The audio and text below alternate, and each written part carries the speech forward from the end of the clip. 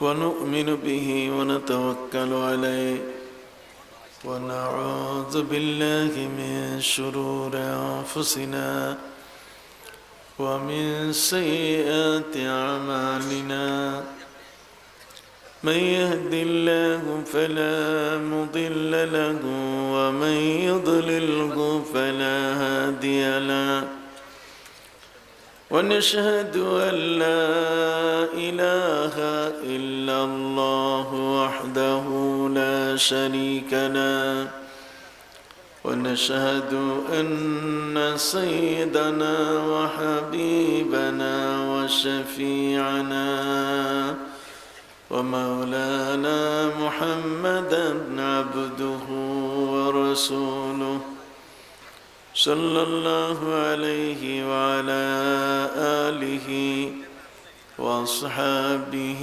وبارك وسلم أما بعد فأعوذ بالله من الشيطان الرجيم بسم الله الرحمن الرحيم قل إن كنتم تحبون الله فاتبعوني يحببكم الله ويغفر لكم ذنوبكم والله غفور رحيم وقال تعالى مخبرا وآمرا إن الله وملائكته يصلون على النبي يا أيها الذين آمنوا صلوا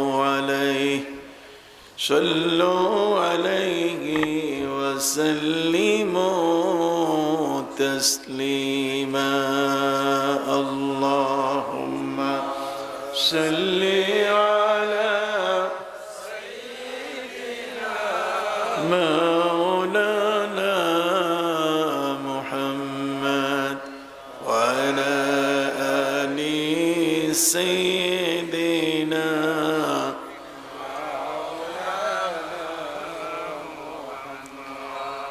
Medina Medina বলে কান্দি আমি যারে যার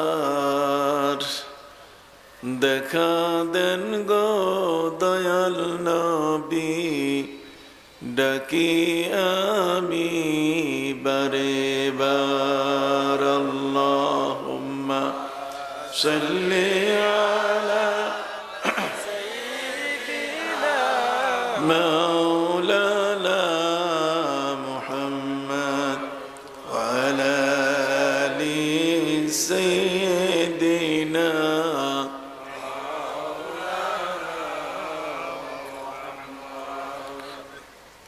শেরপুর পুরাতন বাজার জামে মসজিদ প্রাঙ্গণে শামসুল উলামা বিশ্ব ওলি আল্লামা ফুলতুলি সাহেব কেবলা রহমতুল্লাহ আলাইহির পবিত্র ইসালে সব উপলক্ষে আয়োজিত আজকের 25তম ইসলামী সুন্নি মহাসম্মেলনের শ্রদ্ধাভাজন সভাপতি আজকের এই মাহফিলের সভাপতি জনাব মোহাম্মদ শাহাবুদ্দিন সাহেব, জনাব হাফেজ কারি আমির উদ্দিন সাহেব। আজকের এই মাহফিলের প্রধান অতিথি আল্লামা সাহেব কেবলা রহমতুল্লাহ আলাইহির সুযোগ্য উত্তরসূরি আল্লামা মুফতি গিয়াসউদ্দিন চৌধুরী সাহেব মাদ্রাসুল্লাহ আলী। আমার পূর্ববর্তী বক্তা আমার অত্যন্ত স্নেহের জনাব হযরত মাওলানা বদিউল আলম সরকার সাহেব, বিশেষ বক্তাবৃন্দ, আজকের এ মাহফিলে আমন্ত্রিত অতিথিবৃন্দ, মঞ্চে উপবিষ্ট এলাকার বিশিষ্ট ব্যক্তিবর্গ, গুণীজন, কষ্ট স্বীকার করে আজকের এই কনকনে শীতের রাতে উপস্থিত আমার মুরব্বিয়ানে জাম সমবয়সী ভাইরা, অত্যন্ত স্নেহের তরুণ ও যুবক বন্ধুরা, কলিজার টুকরা আমার শিশুরা, এই মাহফিলের আয়োজক শেরপুর মুসলিম যুব সংঘের সকল সদস্য, পর্দার আলে মা বোনেরা, আসসালামু আলাইকুম ওয়া রাহমাতুল্লাহি ওয়া বারাকাতুহু। মহাগ্রন্থ আল কোরআনের একখানা আয়াত আমি আপনাদের সাথে তেলাওয়াত করেছি। আপনারা সকলেই জানেন, এই জগতে আল্লাহ পাক রব্বুল আলামিন যা কিছু সৃষ্টি করেছেন, সকল সৃষ্টির উপরে যাকে মর্যাদাবান করেছেন, যাকে সম্মান দিয়েছেন, তিনি হলেন আমাদের পেয়ারা নবী হযরত মুহাম্মদুর রাসূলুল্লাহ সাল্লাল্লাহু আলাইহি ওয়াসাল্লাম। তিনি এমন এক রসুল যাকে পাবার জন্যে অসংখ্য গণিত নবী এবং রসুল 1,24,000 অথবা 2,24,000 সমসংখ্যক নবী এবং রসুলগণ তার উম্মত হওয়ার জন্য তারা আল্লাহর কাছে আবেদন করেছিলেন, প্রার্থনা করেছিলেন। আমরা বিনা প্রার্থনায় সেই নবীর উম্মত হওয়ার সৌভাগ্য অর্জন করেছি। এই জন্যই সমবেত কণ্ঠে একসাথে আল্লাহর দরবারে এর শুকর গুজার হই। সকলেই বলুন আলহামদুলিল্লাহ। আমি প্রশ্ন করি, আপনারা দয়া করে উত্তর দেন, আমার নবীর মতো আর কি কোনো নবী আছেন? আমার নবী সাল্লাল্লাহু আলাইহি সাল্লামের মতো এত বড় দয়াল আর জগতের মধ্যে কেউ আছেন? মহান আল্লাহর পরে আল্লাহ পাক রব্বুল আলামিন যাকে মর্যাদা দিয়েছেন, আল্লাহ সুবহানাহু ওয়া তাআলা নিজের নাম ছিঁড়ে অর্ধেকটা নিজে রেখেছেন আর অর্ধেকটা আমাদের প্রিয় নবী সাল্লাল্লাহু আলাইহি ওয়াসাল্লামকে দিয়েছেন। ওয়া শাক্কালাহু মিন ইসমিহি লিইউজিল্লাহু ফাজুল আরশে মাহমুদ ওয়া হাযা মুহাম্মদ।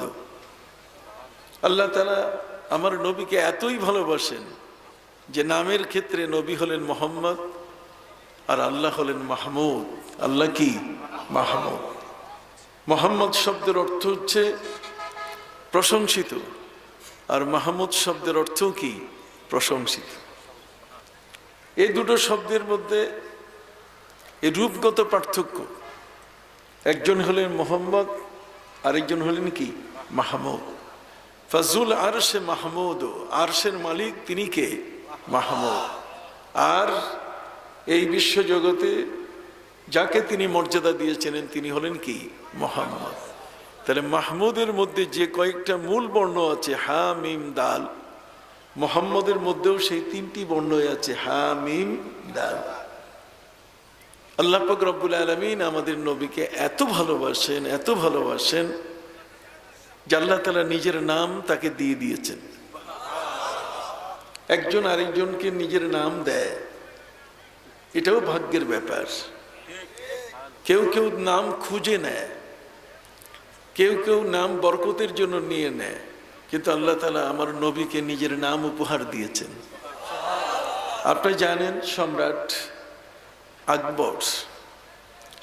আকবর তার ঊর্ধ্বতন পুরুষ যারা বাবর এবং হুমায়ুন, তারা ছিলেন দরবেশ।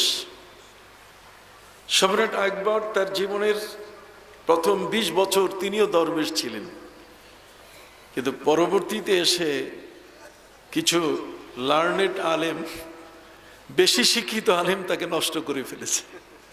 কথা বলে, বেশি শিক্ষিত কিছু আলেম তাকে কি করেছে? নষ্ট করে দিয়েছে। যে কারণে দ্বীনে ইলাহি প্রচার করতে গিয়ে তার বিরুদ্ধে তরবারি উঁচু করেছিলেন মুজাদ্দিদে আল-ফিসানি রাহমাতুল্লাহি আলাইহি, যার নামে একটি তরিকায় মুজাদ্দিদিয়া। মুজাদ্দিদে আল-ফিসানি রাহমাতুল্লাহি আলাইহির মতো ব্যক্তি যদি না আসতেন, তাহলে আমরা আকবরের দ্বীনে ইলাহির পুরা প্রকোপে পড়ে যেতাম। তার দ্বীনে ইলাহি আমাদেরকে তছনছ করে ফেলতো।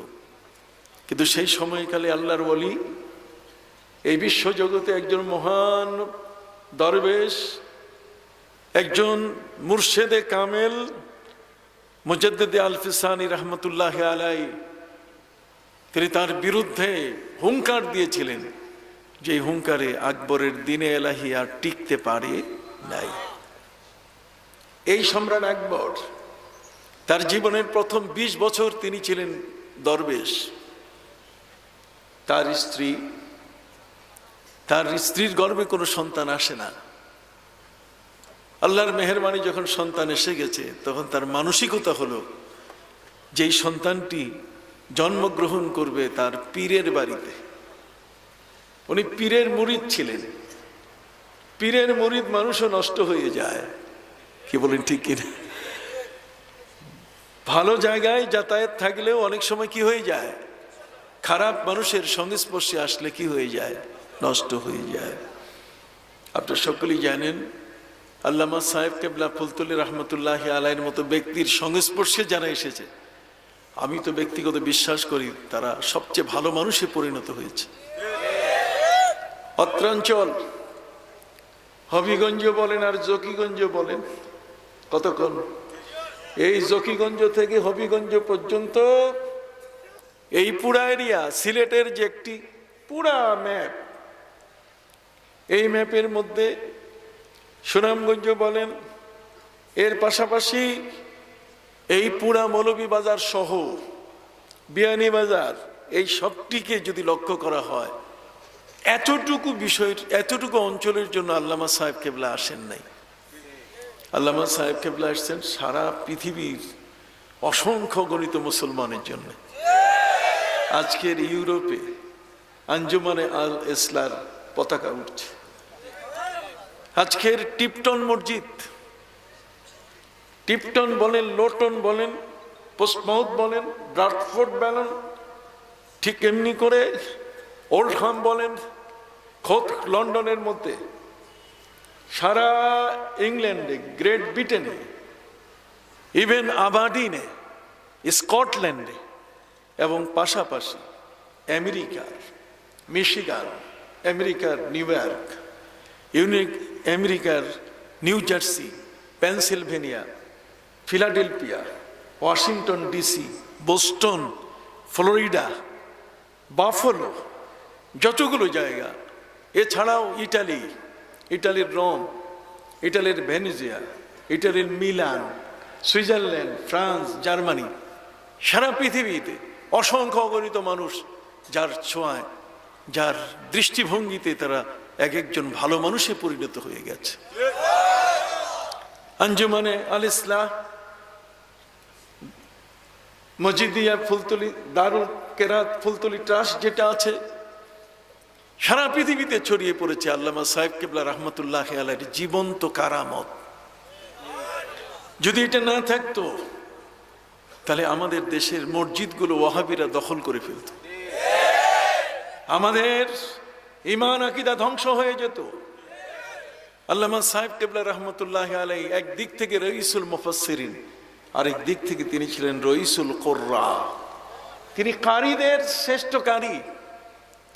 আমি তো বলে থাকি যে সিলেটের যে কোনো মানুষের পিছনে নির্দ্বিধায় নিঃসন্দেহে নামাজ পড়া যায়। দারুল কেরাতের মাধ্যমে তিনি সিলেটের মানুষগুলোর মুখে কোরআনের তেলাওয়াত, কোরআনের উচ্চারণ তিনি জারি করে রেখেছেন। কি বলেন? এটার বোর্ড করেছেন। এই অঞ্চলের মানুষগুলো শুধু পুরুষরাই কেরাত পারে তা কিন্তু না, বরং তাদের ঘরের মেয়েরা, তাদের নারীরা পর্যন্ত কারিয়া। পুরুষরা হলেন কারি আর মেয়েরা হলেন কি? কারিয়া। তে কারিয়া মানে কি? যে কোরআন পড়তে জানে। কোরআন, মা যদি কোরআন পড়তে জানেন, give me a good mother, I shall give you good nation, তুমি একটা ভালো মা দাও, আমি তোমাকে একটা ভালো জাতি উপহার দেব। অতএব মায়ের কাছে কোরআনের শব্দ উচ্চারণের ব্যবস্থা করেছেন তিনি। মায়ের মুখে এখন কোরআন উচ্চারিত হচ্ছে। আল্লামা সাহেব কেবলা রহমতুল্লাহ আলাইহি, আমার যতটুকু মনে হয়, আমি ইউরোপ, আমেরিকা, সারা পৃথিবীর যেখানে গিয়েছি সেখানেই দেখেছি যে তার ভক্তরা কত, যে পরিমাণ যে কত, এটা অনুমান করা বড় কঠিন। সম্মানিত সুধী, পীর অলি মুর্শেদ, একটা ইউনিভার্সিটিতে কতজন ছাত্র থাকে? আপনি মনে করতে পারেন একটা ইউনিভার্সিটিতে 1 লক্ষ ছাত্র আছে অথবা 2 লক্ষ ছাত্র আছে, কিন্তু একজন আল্লাহর ওলির সাগরেদ, আধ্যাত্মিক জগতের যারা ভক্ত যারা তাদের সংখ্যা 1-2 লক্ষ নয়, কোটি কোটি। একটা ইউনিভার্সিটির অঙ্গনে যতটুকু অঙ্গন ততটুকু সেখানে শিক্ষার্থীরা থাকে, কিন্তু একজন আল্লাহর ওলি গোটা বিস্তৃত সারা পৃথিবীতে তার ভক্তের অভাব নাই। আল্লামা সাহেব কেবলা রহমতুল্লাহ আলাই নবীর মহব্বত তিনি শিখিয়ে দিয়ে গেছেন। আজকের যারা নবীর মহব্বতের বিপরীত কথাগুলো বলছে, যদি তিনি বেঁচে থাকতেন তাহলে বিশাল হুঙ্কার দিয়ে যে মানুষগুলোকে জাগ্রত করতেন। সম্মানিত সুধী, আমি সম্রাট আকবরের কথা বলছিলাম। সম্রাট আকবর তিনি একদম পীরের মুরিদ ছিলেন, রাষ্ট্রপ্রধান পীরের মুরিদ। এটা বড় কথা, একজন রাষ্ট্রপ্রধান পর্যন্ত একজন পীরের অধীনে যখন চলে আসে তখন কিন্তু তার দৃষ্টিভঙ্গি পাল্টে যায়। আপনি জানেন পৃথ্বীরাজের নাম শুনেছেন, কথা বলেন। পৃথ্বীরাজের সাথে মোহাম্মদ ঘুরি তার যখন যুদ্ধ হয়, এই খবর শোনার সাথে সাথে খাজা মঈনুদ্দিন চিশতি আজমিরি রহমতুল্লাহ আলাই তিনি সতর্ক করে দিয়েছেন পৃথ্বীরাজকে, পৃথ্বীরাজ তুমি সাবধান, আর একবার যদি মুসলমানের গায়ে হাত দাও তুমি, তাহলে আমার শাগরেদ কুতুবউদ্দিন কাকি বখতিয়ার খিলজি দিল্লির কুতুব, তার তরবারিতে তুমি টুকরা টুকরা হয়ে যাবে। পৃথ্বীরাজ মানে নাই। দিল্লির কুতুব, দিল্লির ওলি মুর্শেদ কুতুবউদ্দিন কাকি বখতিয়ার খিলজি রহমতুল্লাহ আলাইহির তরবারিতে সে টুকরো টুকরো হয়ে যায়। এই কুতুবউদ্দিন কাকি বখতিয়ার খিলজি রহমতুল্লাহ আলাইহি তিনি একজন দরবেশ ছিলেন, তিনি ছিলেন একজন ওলি মানুষ। তিনি মারা গেলেন। আল্লাহর এই ওলির মৃত্যুর কারণে তার জানাজায় লক্ষ জনতার ভিড়, লক্ষ লক্ষ মানুষ। আপনারা জানেন আমরা সাধারণের চেয়ে আল্লাহর ওলিদেরকে পছন্দ করি, কি বলেন ঠিক কিনা? আল্লামা সাহেব কেবলা রহমতুল্লাহ আলাইহি যখন ইন্তেকাল করলেন যেই রাতে, তার পরের দিন বালাই হাওরে কোনো জায়গা হয়েছে? একটু হাত উঁচু করে বলেন না, জায়গা হয়েছে? সব নেটওয়ার্ক বন্ধ হয়ে গেছে। বাংলাদেশের জমিনে এত বড় জানাজা কোথাও হয়েছে কিনা এটা আমার জানা নেই। সম্মানিত শুধু 1-2 মাইলের ব্যাপার নয়, 15 থেকে 20 মাইল পর্যন্ত গাড়ির ভিড়। লোক জানাজায় গিয়েছে শরীক হবে, জানাজায় গিয়েছে সেখানে উপস্থিত হবে, এটাও সবার পক্ষে সম্ভব হয় নাই। বড় সাহেব কেবলা তিনি বই লিখেছেন বালাই হাওরের কান্না। বালাই হাওরের কান্না বই লিখেছেন। সত্যিকার বালাই হাওর যে একদিন কেঁদে উঠবে, একজন ওলির বিরহে, একজন ওলিকে হারিয়ে শুধু মানুষ কাঁদবে না, বালাই হাওর যে কেঁদে উঠবে। বড় সাহেব কিন্তু এর উপরে কি লিখেছেন? বই লিখে গেছেন, কি বলেন ঠিক কিনা? আর এত বড় একজন বিনয়ী ওলি আল্লামা সাহেব কেবলা রহমতুল্লাহ আলাইহি, যিনি তার নালায়ে কালান্দারের মধ্যে তিনি লিখলেন, कोई नहीं तेरे सवा फरियाद मेरा सुन ले, कोई नहीं तेरे सवा फरियाद मेरा सुन ले, भीग दो मुझको खुदा मैं भिखारी तेरे लिए। তিনি বলেন, হে প্রভু তুমি ছাড়া আমার আর কেউ নাই, আমি ভিখারি, তোমার দুয়ারে দাঁড়িয়েছি, তুমি আমাকে তুমি বঞ্চিত করো না। সুবহানাল্লাহ বলেন। মাটিতে মিশে যাওয়া এই মানুষটি, মাটি যেমন সরল সহজ নরম, আল্লামা সাহেব কেবলা রহমতুল্লাহ আলাইহি ঠিক এমনই একজন মহান ওলি, যার জানাজায় যারাই শরীক হয়েছে তারাই নিজেকে ভাগ্যবান মনে করেছে। কারো জানাজায় কেউ শরীক হয়, মুর্দার যিনি লাশ তার উপকার হয়। আর কারো জানাজা এমন আছে যার জানাজায় শরীক হয়ে গেলে নিজে বরকত নেওয়া যায়।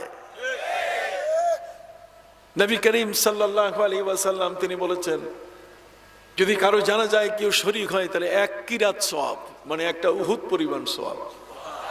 আর যদি মাটি দেয়, কবরে মাটি দেয়, ওই পর্যন্ত যদি থাকে তাহলে 2 কিরাত সওয়াব।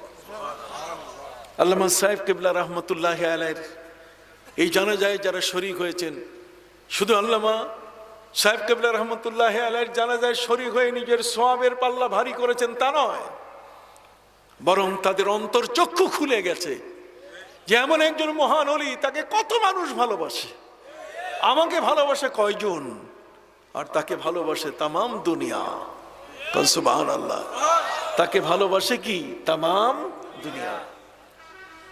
ঠিক এমন একজন মহান ওলির আবির্ভাব ঘটেছে, এসেছে আমাদের এই বাংলার জমিনে। আমরা অবশ্যই যদি আল্লামা সাহেব কিবলা রহমতুল্লাহ আলাইহির মতো ব্যক্তি, এই ধরনের ওলিয়া উলিয়া সারসিনা ফুরফুরা সহ এরা যদি এই বাংলাদেশে না আসতেন, তাহলে আমরা এই জমিনের মধ্যে শাহজালাল ইয়েমেনি রহমতুল্লাহ আলাইহি কেমন ওলি ছিলেন, শাহ পরান কেমন ওলি ছিলেন, শাহ কামাল কেমন ওলি ছিলেন, শাহ আমানত কেমন ওলি ছিলেন, হযরতে বাইজিদ বুস্তামি কেমন ওলি ছিলেন, হযরতে খানজান আলী কেমন ওলি ছিলেন, আমরা এগুলো বুঝতাম না। আমাদেরকে এই সমস্ত ওলিয়া উলিয়া তারা আমাদেরকে বুঝিয়ে দিয়েছেন যে আল্লাহর ওলির মর্যাদা আর কদর কত বড়। সম্মানিত সুধী, সম্রাট আকবরের কথা বলতে গিয়ে কুতুবউদ্দিন কাকি বখতিয়ার খিলজি, দিল্লির একজন আল্লাহর ওলির কথা বলতেছিলাম, যার তরবারিতে পৃথিরাজ, যার তরবারি দেখলে মানুষ কেঁপে উঠত, এই পৃথিরাজ সবকিছু হারিয়ে ফেলেছে কুতুবউদ্দিন কাকি বখতিয়ার খিলজি রহমতুল্লাহ আলাইহির কাছে। আপনারা সকলেই জানেন, নবী করিম সাল্লাল্লাহু আলাইহি ওয়াসাল্লাম বলছেন, মান আদ আলী ওয়ালিয়ান ফাকাদ আযানতুহু বিল হারব। যদি কোনো ব্যক্তি আমার ওলির সাথে দুশমনি করে, আল্লাহ বলেন আমি নিজেই তার সাথে যুদ্ধে নেমে যাই। কুতুবউদ্দিন কাকি বখতিয়ার খিলজি রহমতুল্লাহ আলাইহি তিনি ইন্তেকাল করলেন। জানাজায় লক্ষ মানুষ, জানাজার নিয়ত পর্যন্ত সবাইকে বলে দেয়া হলো যে জানাজার নামাজ ফরজে কিফায়া, 4 তাকবীরের সাথে কিবলামুখী হয়ে ইমামের পেছনে আদায় করছি, নিয়ত করুন আল্লাহু আকবার। সাথে সাথে খাদেম বলছে যে ইমাম সাহেব নামাজটা এখন শুরু করবেন না, যিনি ইন্তেকাল করেছেন এই পীর সাহেব, আল্লাহর এই ওলি, তিনি ছোট্ট একটা চিরকুট লিখে দিয়ে গেছেন, একটা 3 লাইনের কাগজ লিখে দিয়ে গেছেন। এই 3 লাইনের কাগজটি তিনি বলেছেন, আমার জানাজা যখন প্রস্তুত হয়ে যাবে, ইমাম সাহেব যখন আল্লাহু আকবার দেবেন, তার আগে তুমি উপস্থিত জনতার কাছে আমার এই চিঠিটা পাঠ করবে, আমার এই 3 লাইনের চিরকুটটা পাঠ করবে। সবার কাছে খাদেম বলে উঠলো, আমি পড়তে চাই। জনগণ সবাই বলছে পড়ুন। তিনি পড়লেন। পীর সাহেব যিনি ইন্তেকাল করেছেন, তিনি প্রথম লাইনে লিখেছেন যে আমার জানাজা ওই ব্যক্তি পড়াবেন যার জীবনে তাহাজ্জুদের নামাজ কাজা হয় নাই, যার জীবনে তাহাজ্জুদের নামাজ কি কাজা হয় না। আপনি চিন্তা করতে পারেন, তাহাজ্জুদের নামাজ কি আমাদের জন্য ফরজ? আমাদের জন্য কি ওয়াজিব? ফরজও না, ওয়াজিবও না, এটা একটা নফল ইবাদত। ওমিনাল লাইলি ফাতাহাজ্জাদ বিহি নাফিলাতান লাক। অতএব এটা একটা নফল ইবাদত। তাহাজ্জুদের মতো এই ইবাদতটি এটা আমাদের জন্য ফরজ নয়। যারা তাহাজ্জুদ পড়ে না তারা কি মুসলমান না? আপনাকে সবাই কথা বলতে হবে। যারা তাহাজ্জুদ পড়েন না তারা কি মুসলমান না? তারা কি ঈমানদার না? তাহাজ্জুদ না পড়লে কি জান্নাতে যাওয়া যাবে না? অবশ্যই যাওয়া যাবে। কিন্তু তিনি সেই চিরকুট ছোট্ট কাগজটিতে 3 লাইনের যে কথাগুলো তিনি লিখেছেন, তার প্রথম লাইনের দাবি হলো, তার একটি আকাঙ্ক্ষা হলো, তার অভিপ্রায়, তিনি বললেন যে আমার জানাজা ওই মানুষটি পড়বে যার জীবনে তাহাজ্জুদের নামাজ কাজা হয় না। এখন তো যিনি তার ইমামতি করার জন্য, জানাজা পড়াবার জন্য প্রস্তুত, উনি আস্তে আস্তে পিছনে সরা শুরু করছে। সম্মানিত সুধী, দ্বিতীয় নম্বর লাইনের মধ্যে লেখা, তিনি বলেন, তিনি লিখেছেন আমার জানাজা ওই মানুষটি পড়বে, উনি পড়বেন আমার জানাজা যিনি তার একটি মুহূর্ত বিনা উজুতে থাকেন নাই। বিনা উজুতে থাকা, এটা আমাদের তো কম বেশি সবাই আমরা বিনা উজুতে কম বেশি থাকি, কি বলেন ঠিক কিনা? কিন্তু উনি বলেছেন আমার নামাজে জানাজা ওই ব্যক্তি পড়াবেন যে বিনা উজুতে একটা মুহূর্ত কাটে নাই। সুবহানাল্লাহ কোন? তৃতীয় নম্বর, তিনি যে শর্তটি দিয়েছেন, যে অভিপ্রায় তিনি ব্যক্ত করেছেন, সেটা তিনি বলেছেন যে আমার জানাজার নামাজ ওই ব্যক্তি পড়াবেন যিনি কোনো নারীর দিকে একবারের বেশি দ্বিতীয়বার তাকান নাই, কোনো বেগানা নারীর দিকে, কোনো পর নারীর দিকে একবারের বেশি তিনি তাকান নাই। এই তিন শর্ত পড়তে পড়তে ইমাম গায়েব। কতক্ষণ না? ইমাম কি নাই, ইমাম গায়েব হয়ে গেছে। সম্মানিত সুধী, কঠিন এক অবস্থা। কুতুবউদ্দিন কাকি বখতিয়ার খিলজি রহমতুল্লাহ আলাইহির জানাজা আটকে গেল, জানাজা থমকে দাঁড়ালো।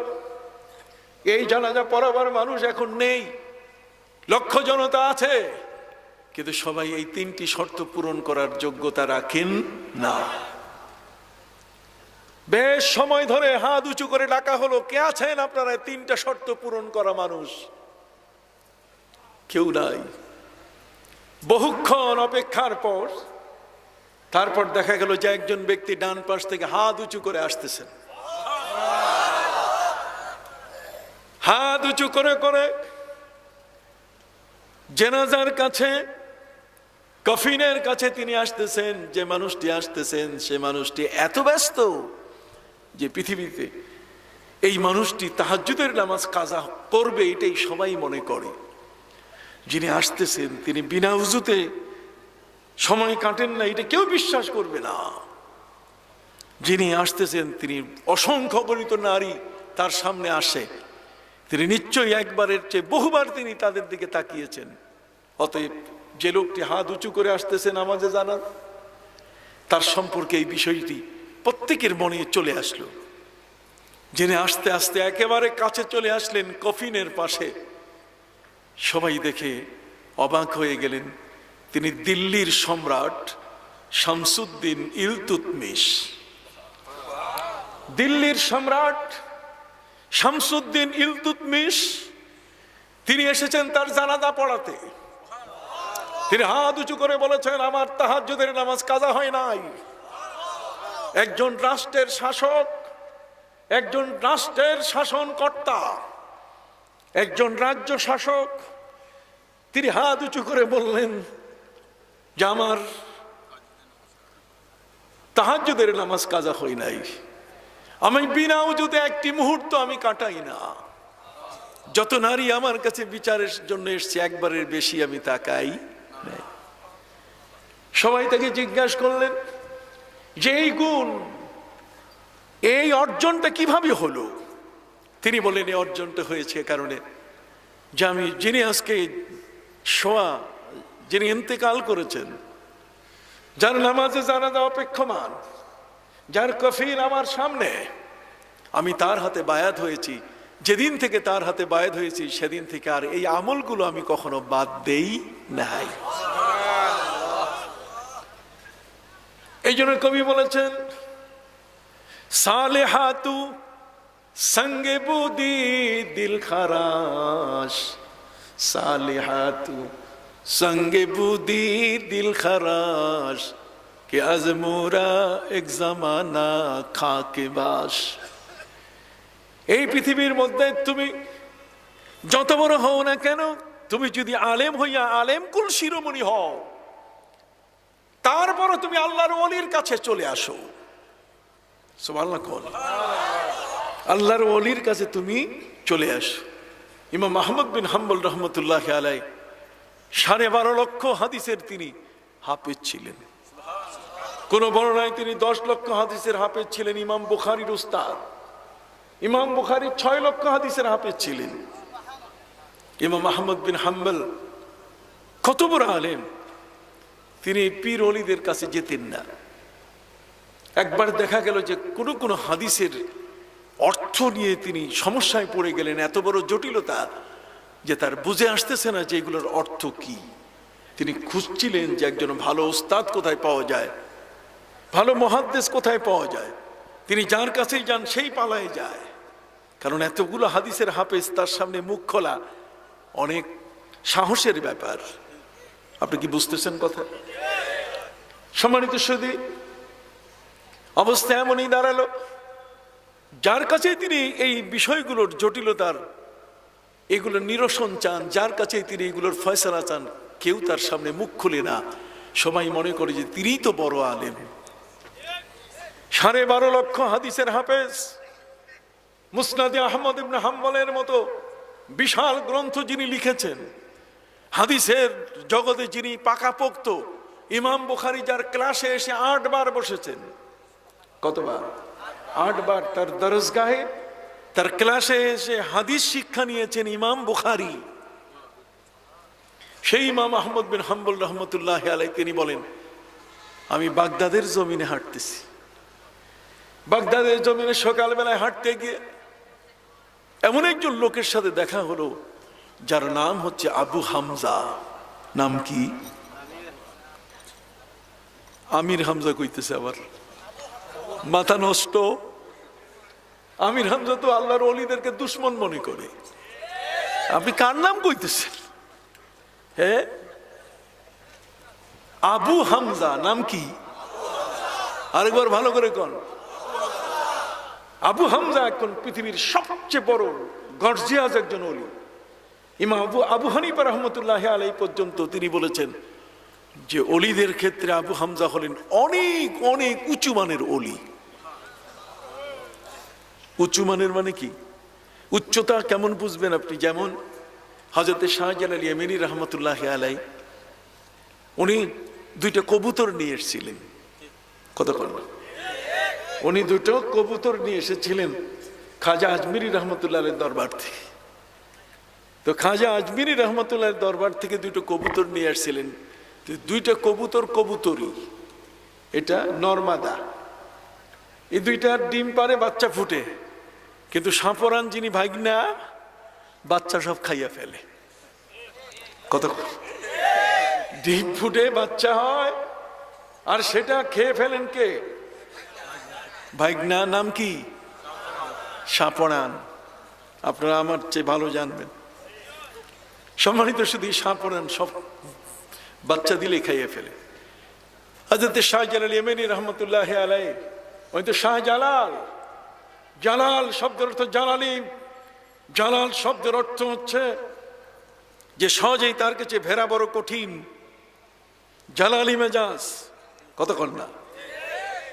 শাহজালাল রহমতুল্লাহ আলাইহি তিনি মুরিদকে ধমক দিয়ে বলেন, কিরে আমার কবুতর ডিম পাড়ে, ডিম থেকে ডিম ফুটে বাচ্চা হয়, সেগুলো খায় কে? কে খায় বলো, ডেকে নিয়ে আসো।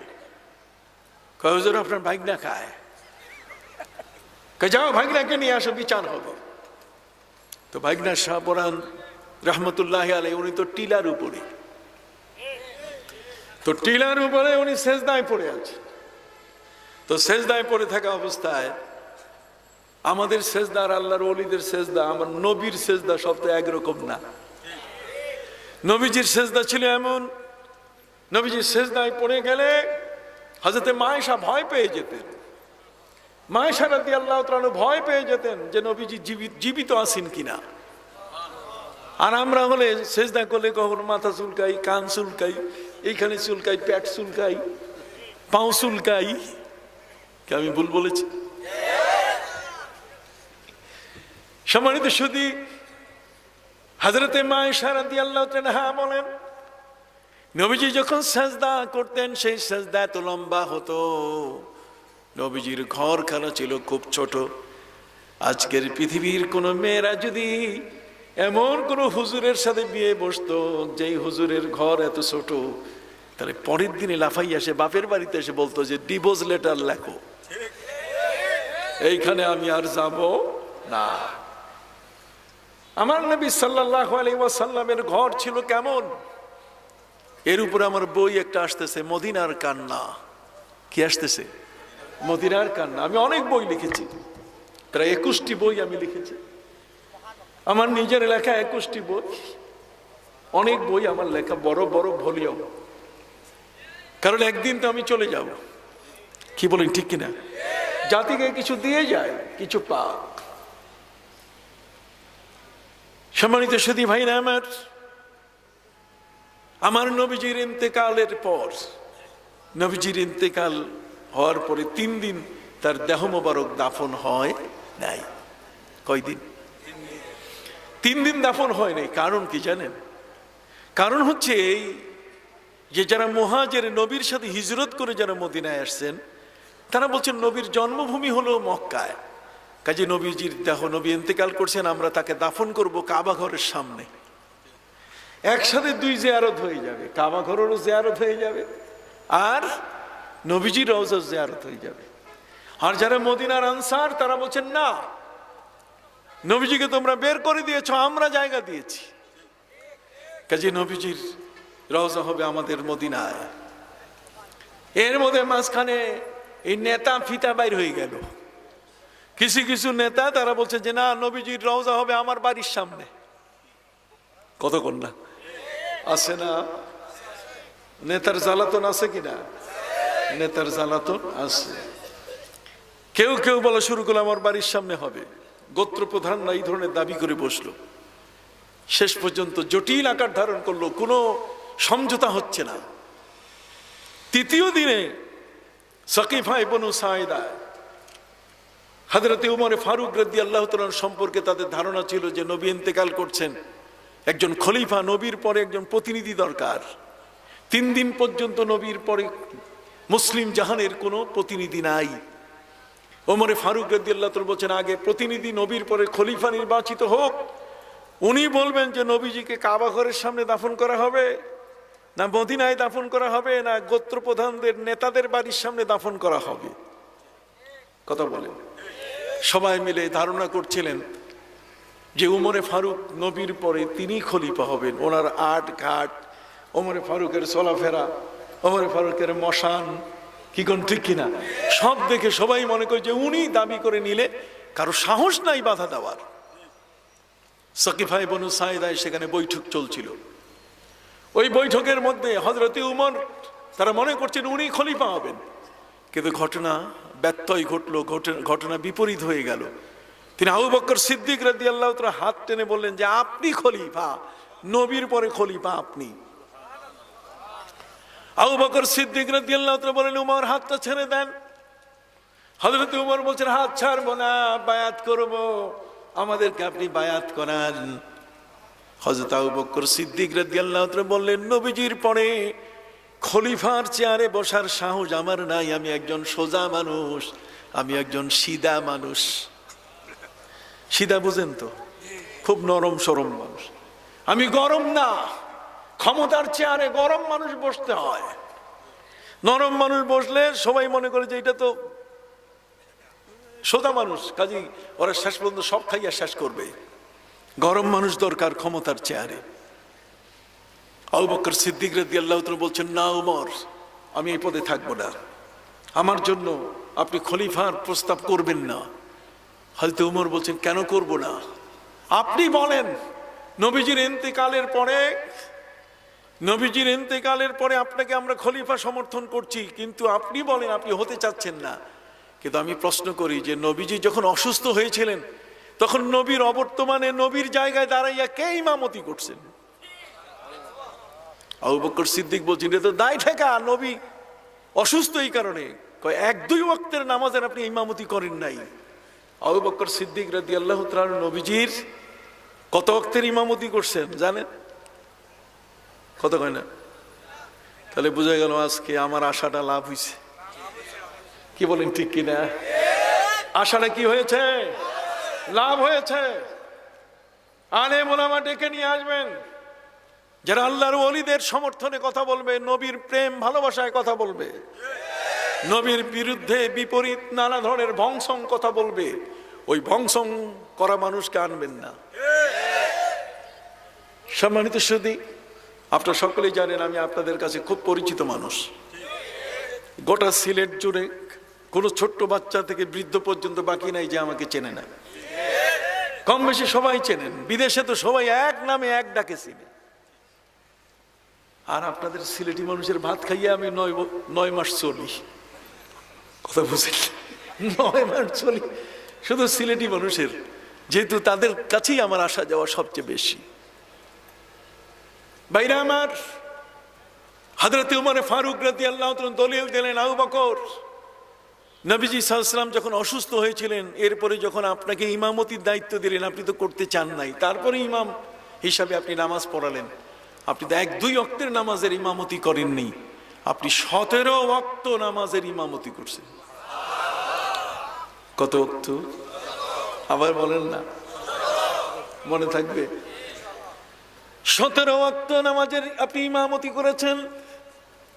আবু বকর সিদ্দিক, আপনি বলেন, নবীজি যখন হিজরত করেছেন তখন কাউকে সাথে নেন নাই, নিছেন আপনাকে। এবং আল্লাহ আপনাকে দ্বিতীয় ব্যক্তি ঘোষণা করেছেন, ওয়াসানিয়াসনাইনি ইয হুমা ফিল গার ইয ইয়াকুলু লিসাহিবিহি লা তাহজান ইন্নাল্লাহা মা'ানা। আপনি যখন ভয় পাচ্ছিলেন তখন আল্লাহ বলছেন, হে নবী, আপনার 2 জনের মধ্যে দ্বিতীয় জন, তার মানে নবী হলেন প্রথম জন আর আবু বকর সিদ্দিক কি দ্বিতীয়। তো কোরআন আপনাকে দ্বিতীয় জন বলছে, কাজে নবীর পরে আপনি দ্বিতীয় জন, খলিফা আপনি। দেখছেন দলিল দিয়েছে কত শক্ত। এরপরে হযরত উমর বললেন, নবীজি বলেছেন, আল আইম্মাতু মিন কুরাইশিন, ইমাম হবে কুরাইশ বংশের থেকে। হযরত উমর তিনি কুরাইশি ছিলেন না। দেখেন কত উদার হযরত উমর। সে উমর বলছেন, আমি কুরাইশি না, আপনি আবু বকর সিদ্দিক কুরাইশি, আপনি কুরাইশ বংশের, অতএব আপনি ইমাম। আবু বকর সিদ্দিক রাদিয়াল্লাহু তাআলা আনহু, তার হাতে বায়াত হলো পৃথিবীর প্রথম শপথ, পৃথিবীর প্রথম শপথ মঞ্চ। এই পৃথিবীতে রাষ্ট্রপ্রধান যখন ক্ষমতায় আসে তখন শপথ নেয়। ওই যে বারাক হুসেন ওবামা, এরপরে ডোনাল্ড ট্রাম্প, পুতিন, কতক্ষণ আমাদের দেশের প্রধানমন্ত্রী থেকে নিয়ে মহামান্য রাষ্ট্রপতি থেকে নিয়ে আমাদের গ্রামের একের কাউন্সিলর পর্যন্ত আমরা দেখি যে তারা শপথ নেন। হযরতে আবু বকর সিদ্দিক রাদিয়াল্লাহু তাআলা আনহুর এই সকিফায়ে বনু সাইদায় ওমরে ফারুক তার হাতে যে বায়াত দিলেন, শপথ পড়লেন, এই শপথটা হলো পৃথিবীর প্রথম শপথ। যেরকম সুবহানাল্লাহ, পৃথিবীর প্রথম শপথ। শপথে হযরতে আবু বকর সিদ্দিক খলিফা হয়ে গেলেন। জনসমর্থন, গণতান্ত্রিক নিয়মে তিনি খলিফা হলেন। উমরে ফারুক প্রস্তাব করেছেন আর সবাই সেটা সমর্থন করেছেন। সমর্থনে হযরত আবু বকর সিদ্দিক যখন ক্ষমতায় তিনি আসীন হলেন, তখন বলা হলো যে নবীজির এখন দেহ মোবারক কি করা যায়। হযরত আবু বকর সিদ্দিক রাদিয়াল্লাহু তাআলা বলছেন যে এই পৃথিবীতে যত নবী এসেছেন, প্রত্যেক নবী যিনি যেখানে শেষ নিঃশ্বাস ত্যাগ করেছেন তাকে সেখানেই কবর দিতে হয়। দেওয়া হয়েছে তাকে কবর। কাজে নবীজি শেষ নিঃশ্বাস ত্যাগ করেছেন কার ঘরে? মা আয়েশা রাদিয়াল্লাহু তাআলা আনহার ঘরে। মা আয়েশা রাদিয়াল্লাহু তাআলা আনহা বলেন, মাতা রাসূলুল্লাহ সাল্লাল্লাহু আলাইহি ওয়াসাল্লাম বাইনা সাহরি ওয়া নাহরি, নবীজি ইন্তেকাল করেছেন আমার কাঁধ এবং বুকের উপরে মাথা রেখে। মা আয়েশার ওই ছোট্ট ঘর, যেই ঘরখানা, এটা পৃথিবীর আজ পর্যন্ত কেউ সহজে এটা মেনে নিবে না যে একজন নবীর এত ছোট ঘর, এত কনজাস্টেড, এত সংকীর্ণ। মা আয়েশা বলেন, নবীজিকে নিয়ে যে ঘরে সংসার করেছি সে ঘরটা এত ছোট যে 2 জন ছাড়া 3 জন শোয়া যায় না। নবীজি যখন নামাজে দাঁড়াতেন, ওই ঘরের মধ্যে যখন নামাজ পড়তেন তিনি, তখন আমি পা গুটিয়ে রাখতাম। নবীজি রুকু করার পরে রুকু এত লম্বা হতো যে আমার এই ঘুমের ঘরে চোখ ঘুমায় পড়তো, পা সোজা হয়ে যেত, আমি বুঝতাম না। এবার নবী যখন সেজদায় যেতেন, সেজদায় যাওয়ার সময় আমার পায়ে সিমটি দিতেন। সিমটি দিলে তখন পা আমি কোকড়া করে নিতাম, টেনে নিতাম, কারণ প্রশস্ত জায়গা নাই তো। কতক্ষণ প্রশস্ত জায়গা নেই। সম্মানিত শুধু এমন একখানা ঘর যেখানে নবী দাঁড়ালে উপরের চাল মাথার তালুতে লাগতো। জোরে বলেন, চাল বোঝেন? চাল, ঘরের চাল কোনটারে কয়? ছাদেরই কয়, হাত দেখাইলে হবে না, ছাদ একটা বিকল্প শব্দ বলেন, কথা কন।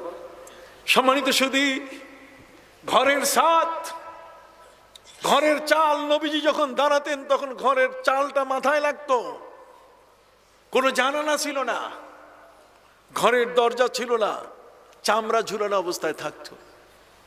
এইরকম যদি কারো ঘর থাকতো এই দেশের এই এলাকার, বিশেষ করে ঢাকা শহরের মেয়েরা কি জীবনে বিয়ে বসতো? ওরা স্বামীর কাছে দাবি করে বনানী গুলশান, স্বামীর কাছে দাবি করে 2500-3000 স্কোয়ার ফিটের বাসা, দক্ষিণ দিকের বারান্দা, বুঝেন নাই?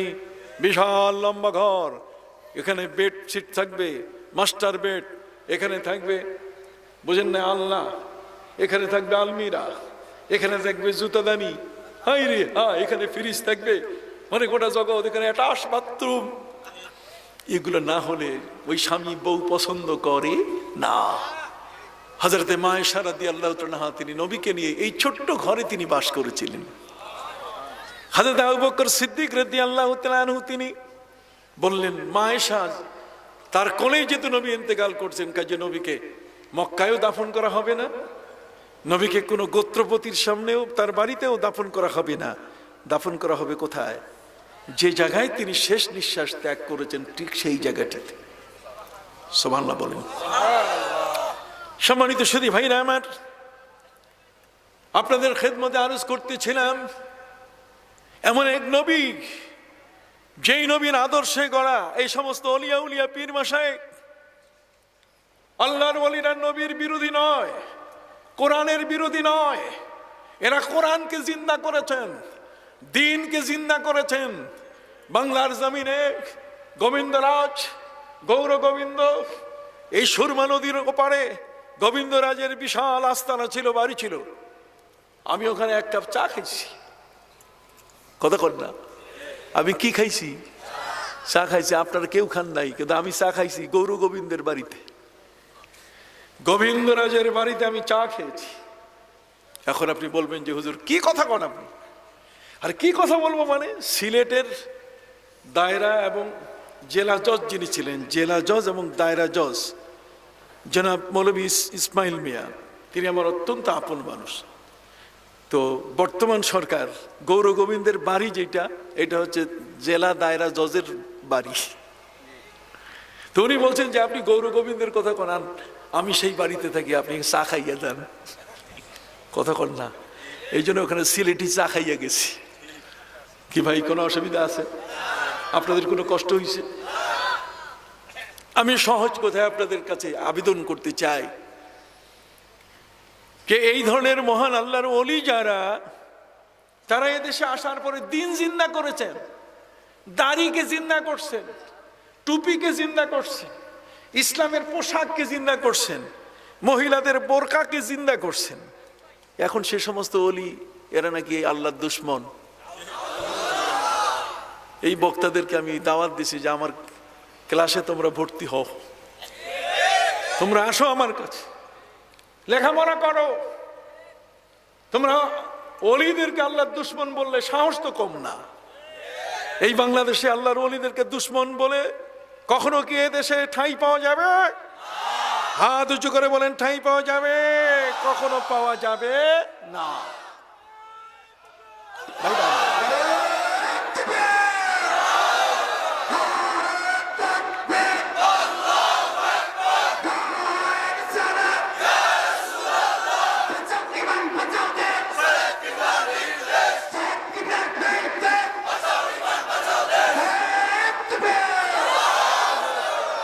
এই জন্যই বলছি, সাহেব কেবলা রহমতুল্লাহ আলাই যদি আজকে বেঁচে থাকতেন তাহলে তার হুঙ্কার কত বড় হতো এটা অনুমান করা বড় কঠিন, কঠিন ছিল। তিনি এগুলো বরদাস্ত করতেন না। তিনি এখান থেকে সিলেট থেকে ঢাকা পর্যন্ত বড় ধরনের তিনি আলেমদের, কামেল পাশের আলেম যারা, তাদেরকে MA পাশের মর্যাদা দিয়ে, কথা কন, তাদের বেতন স্কেল সমান করে দিতে হবে, তিনি লং মার্চ করেছিলেন। আর এটাকে কোনো কোনো বেয়াদব ঢং মার্চ বলেছে, কিন্তু সেই বেয়াদব ঢং মার্চ বলার কারণে ভালো নাই, করুণ অবস্থায় আছে। কথা বুঝতে পারছি?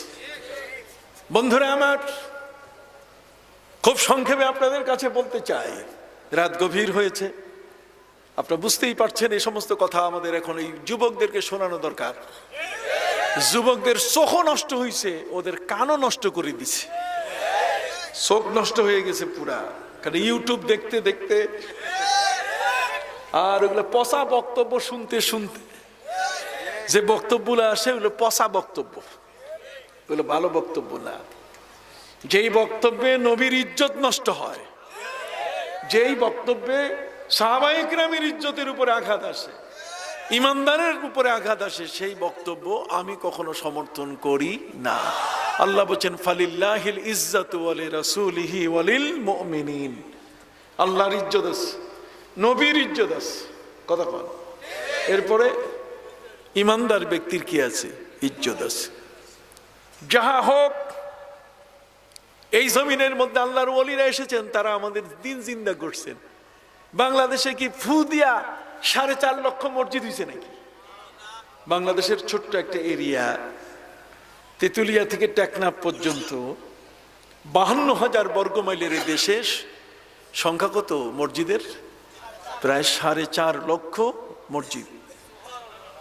বর্তমান আমাদের দেশের মাননীয় প্রধানমন্ত্রী, তিনি 560টি মডেল মসজিদ প্রতিষ্ঠা করেছেন।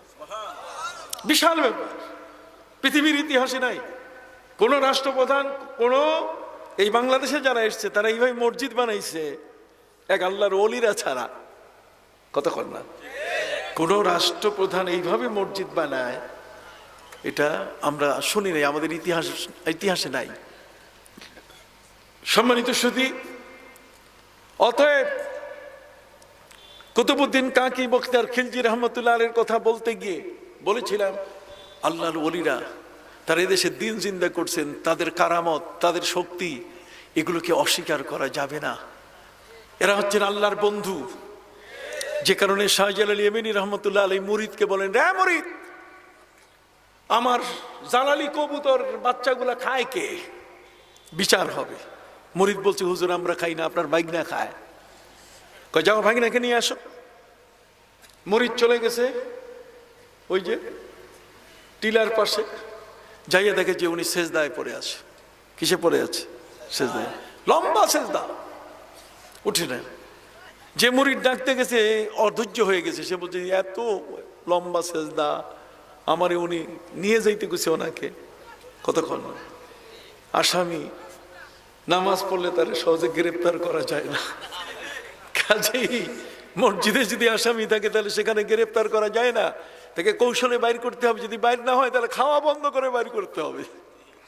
কথা বলে মসজিদে মান দাখালাহু কানা আমিনা, জানলার ঘরে ঢুকবে সে নিরাপদ হয়ে যাবে, তাকে কোনো গ্রেপ্তার করা যাবে না। এই জন্য পৃথিবীর আইন, ধর্মালয়ে পৃথিবীর আইন হচ্ছে মসজিদের ভিতরে যদি কোনো আসামি ঢুকে যায় তাহলে সেই আসামি বাইর না হলে তাকে অ্যারেস্ট করা যাবে না। আবার আপনারা এই বুদ্ধি সবাইকে শিখাই দিয়েন না, তাহলে মসজিদে যাইয়া ঢুকে থাকবে। কথা কর না, মসজিদে ঢুকলে তখন তারা বাইর করতে ভেজাল, কারণ ওইখানে পেশাব পায়খানা যে কইরা ফেলে তো কাম শেষ। কথা বুঝতে পারছি? যা হোক, বলতেছিলাম আপনাদের খিদমতে, এই শেরপুরে বারবার আমাকে ডাক, ওই যে মোশতাক আর অন্যান্য যারা আছে, আসতেই হবে। আজকে এমন এক অবস্থা, বাপরে বাপ, কেমনে যে কুয়াশা কাটে আসলাম আমি, কতক্ষণ, আর এতগুলো গাড়ি কেমনে ঠেললে আনলো আমার ড্রাইভারটা। আল্লাহ আমার ড্রাইভারটার হায়াত দারাজ করে দিন, কোন আমিন। এই বেচারা না হলে আপনার এখানে আসা বড় কঠিন। সম্মানিত সুধী, কুতুবউদ্দিন কাকি বখতিয়ার খিলজি রহমতুল্লাহ আলাইহির সূত্র ধরে যেটা বলছিলাম, ওই টিলার উপর থেকে, টিলায় তিনি সেজদা করছেন, নাম ইবাদত করছেন। মুরিদ যখন বলছে এত লম্বা সেজদা, উনি মাথা উঠেছে, কায় কি হয়েছে? আপনার মামা ডাকছে, আপনি শুধু জালালি কবুতরের সব বাচ্চা খাইয়ে ফেলছেন, সব বাচ্চার হিসাব এখন দিতে হবে। উনি বলছেন যাও আমি আসতেছি। কই ঠিক আছে। ওনার কাছে যত কবুতর খাইছে, কবুতরের সব পেখমগুলো, ডানাগুলো ছিল। উনি করছে, উনি একটা একটা করে ডানা খুলে আকাশে উড়াই দিচ্ছেন। আকাশে উড়াই দেওয়ার সাথে সাথে এক একটা কবুতর হয়ে, জালালি কবুতর হয়ে এই সিলেটে তার মামার বাড়িতে আসা শুরু করছে। আউলিয়ারা হাসতে কুদরত আজ এলাহ, আল্লাহর ওলিদের কিছু ক্ষমতা আছে। এই জন্য ইমাম আহমদ বিন হাম্বল রহমতুল্লাহ আলাইহি এত বড় একজন আলেম, আলেম হওয়ার পরও যখন তিনি কিছু হাদিসের জটিলতা বুঝতেছেন না, অর্থ বুঝতেছেন না, তখন তিনি ঘুরছিলেন। কার কাছে বলবেন? যাকেই তিনি বলেন সেই পালায় যায়। তিনি বাগদাদে হাঁটছিলেন, বাগদাদে হাঁটতে গিয়ে সেখানে খুঁজে পেলেন একজন অলি, একজন দরবেশ, যার নাম হলো কি নাম? আবু হামজা। আবু হামজাকে তিনি জিজ্ঞাসা করার সাথে সাথে, প্রশ্ন করার আগেই তিনি উত্তর দেওয়া শুরু করেন। তার মানে তার কাছে ইলমে লাদুন্নি ছিল। উম্মি গো সব कहते हैं फिर इल्मे लदुन्नी की थे आलिम, राज भरा था सीनों में कुरान की 300 पारों का। পবিত্র কোরআনে আল্লাহ তাআলা হযরতে মুসা এবং খিজির আলাইহিস সালামের ঘটনা বলছে। কি বলেন? হযরতে মুসা নবীকে পাঠিয়ে দিয়েছেন কার কাছে? খিজির আলাইহিস সালামের কাছে। কারণ খিজির আলাইহিস সালামের কাছে ইলমে লাদুন্নি ছিল, থ্রো আল্লাহর পক্ষ থেকে জ্ঞান ছিল, যে জ্ঞানটা ক্লাসের কোনো উস্তাদের কাছে পাওয়া যায় না। আল্লাহ তার বান্দাকে গিফট করে থাকেন, আল্লাহ তার বান্দাকে সেটা দিয়ে থাকেন। অতএব সম্মানিত সুধী, এই ইলমে লাদুন্নি এটা যারা পায় তাদেরকে আল্লাহ অনেক কিছু দেন। ইমাম আহমদ বিন হাম্বল রহমতুল্লাহ আলাইহি প্রতিটি প্রশ্নের উত্তর প্রশ্ন করার সাথে সাথে তিনি দেয়া শুরু করেন, তিনি দিয়ে দেন। দেখে তিনি অবাক হয়ে গেলেন। তিনি এরপরে তার নিজের ছেলেকে বলেন, ইয়া ওয়ালাদি, হে আমার পুত্র, এখন থেকে ইত্তাবি মিন হাউলাইল্লাযিনা যাদু আলাইনা বিল ইলম, এখন থেকে আল্লাহর ওলিদের কাছে যাবে। আল্লাহর ওলিরা তারা পৃথিবীতে আলেমদের চেয়েও বেশি জ্ঞানী। তিনি বলছেন আলেমদের চেয়ে বেশি কি? আল্লাযিনা যাদু আলাইনা বিল ইলম, আলেমদের চেয়ে তাদের জ্ঞান অনেক বেশি। ওহুমুলুল হিম্মা, ওদের অন্তরের শক্তি, দুঃসাহস, আমরা বলবো না, তাদের সৎ সাহস অনেক বড়। যে কারণে গোবিন্দরাজের বাড়ির সামনে দিয়ে সুরমা নদীর উপরে জায়নামাজ বিছাইয়া 360 জনকে একটা জায়নামাজে উঠাইয়া তিনি পার করাইছেন। আর স্লোগান দিয়েছেন শিলহাট, শিলহাট। চতুর্দিকে পাথর অগুছানো ভাবে সাজানো, এগুলো ধরে উঠলেই পাথরের মধ্যে কবর হয়ে যাবে। তিনি স্লোগান দিলেন শিলহাট, পাথর সরো, পাথর সরো। স্লোগানের ধাক্কায় পাথর উড়ে পালানো শুরু করলো। শিল পাথর, হট সর, পাথর সর, নাম হয়ে গেল সিলেট। নাম হয়ে গেল কি? কথা বলেন না কেন? আপনাদের বিভাগ কোনটা? বিভাগ তো ঠিক আছে, জেলা না কাটতে আসছে, জেলাটা কাটা গেছে, কিন্তু বিভাগ তো কাটা যায়নি। তাহলে আপনারা কোথায় আছেন? সিলেট বিভাগে। জোরে বলেন, কোথায় আছেন? সিলেট বিভাগে। তাহলে সিলেট আল্লাহর ওলির স্লোগান।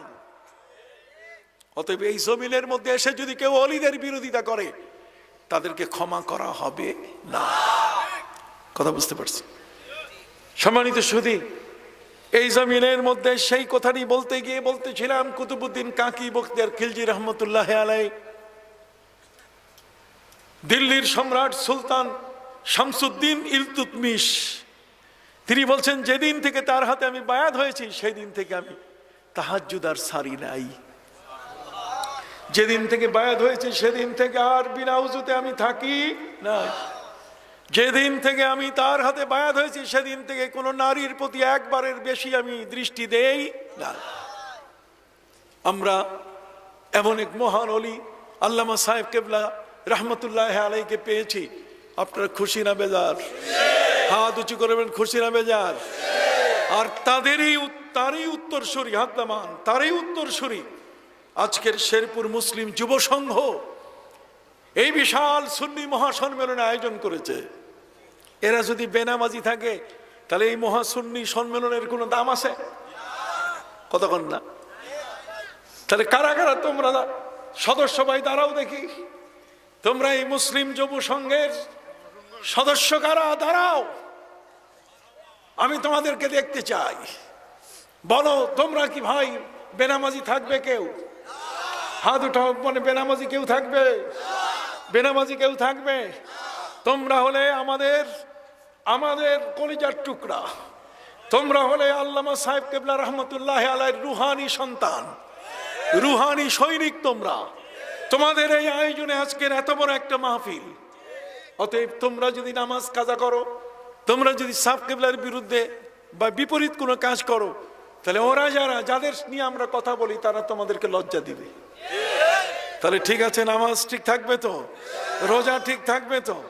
কাজে এই সময় যেমন একটা মাহফিল হলো, রোজার মাসেও একটা ইফতার মাহফিল করো।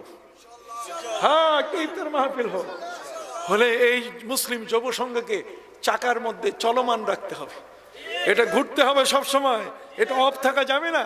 এই চাকাটা সব সময় কি করতে হবে? ঘুরতে হবে। বসুন সম্মানিত সুধী, আপনারা খুশি কিনা? তা আপনারা কি নামাজ থেকে দূরে আছেন নাকি? আপনারা তো পড়বেন, হাত উঠান, আপনারা পড়বেন কিনা? মারহাবা, সবাই বলেন আপনারা পড়বেন কিনা? আল্লামা সাহেব কেবলা রহমতুল্লাহ আলাইহির ভক্ত শুধুমাত্র মুখে নয়, আমলে, চরিত্রে, সর্বদিক থেকে। কে বলেন ঠিক কিনা? এই জন্য সম্রাট আকবর, তার স্ত্রীর গর্ভে সন্তান আসলো, মনে আছে কিনা? তার স্ত্রীর গর্ভে সন্তান আসলো।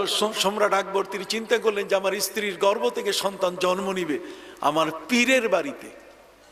তার পীরের নাম হলো সেলিম চিশতি।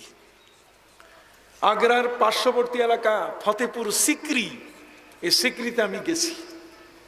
সিকরিতে তার পীরের বাড়ি সেলিম চিশতি। এখানে সম্রাট আকবর তার স্ত্রীকে পাঠিয়ে দিলেন যে তুমি আমার পীরের বাড়িতে থাকবে, পীরের বাড়িতে আমার একটা সুসন্তান জন্ম নিবে। সেখানে সন্তান জন্ম নিল। এই পুত্র সন্তান জন্ম নিতে গিয়ে শেষ পর্যন্ত জন্ম নেওয়ার পরে সম্রাট আকবর এই পুত্র সন্তানের কি নাম রাখছেন বলতে পারেন? পারেন না?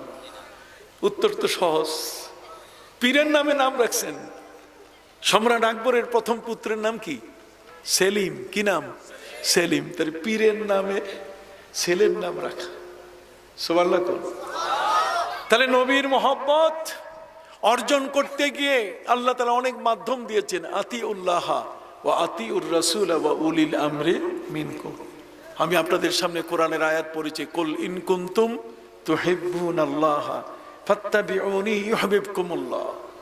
আমার নবী সাল্লাল্লাহু আলাইহি ওয়াসাল্লামের মহব্বত, ভালোবাসা, এটি আল্লামা সাহেব কেবলা রহমতুল্লাহ আলাইহি শিখাই দিয়েছেন।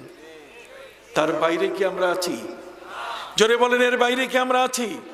তো কাজেই যারা নবীজির মহব্বতের উপরে খোঁটা মারবে, নবী করিম সাল্লাল্লাহু আলাইহি ওয়াসাল্লামকে যারা বাজে শব্দ দিয়ে আখ্যা দেবে, নবীকে যারা নিরক্ষর বলবে, কতক্ষণ না, নবী করিম সাল্লাল্লাহু আলাইহি ওয়াসাল্লামের সম্পর্কে যারা বাজে কথাবার্তা বলবে, আমরা তাদেরকে কখনো ঠাঁই দিতে রাজি নই। এ কারণে আমি আপনাদের জন্য বই লিখেছি 113 মাসলায় বিভ্রান্তির সমাধান। এগুলো পড়লে নামাজের পরে দোয়া করা যাবে কিনা? মোল্লা নামাজ উঠাই দিছে, দোয়া উঠাই দিছে। আমার দেশে মৌলবী আমার ঘরে ভাত খায়, আমার মসজিদে নামাজ পড়ায়, আমার বাড়িতে ভাত খায়, আমার ঈদগাহে ইমামতি করে। আমার ঘরে ভাত খাইতে খাইতে আমার ইবাদতও খাওয়া শুরু করছে। আমার 20 রাকাত তারাবির মধ্যে 12 রাকাত খাইয়ে ফেলছে।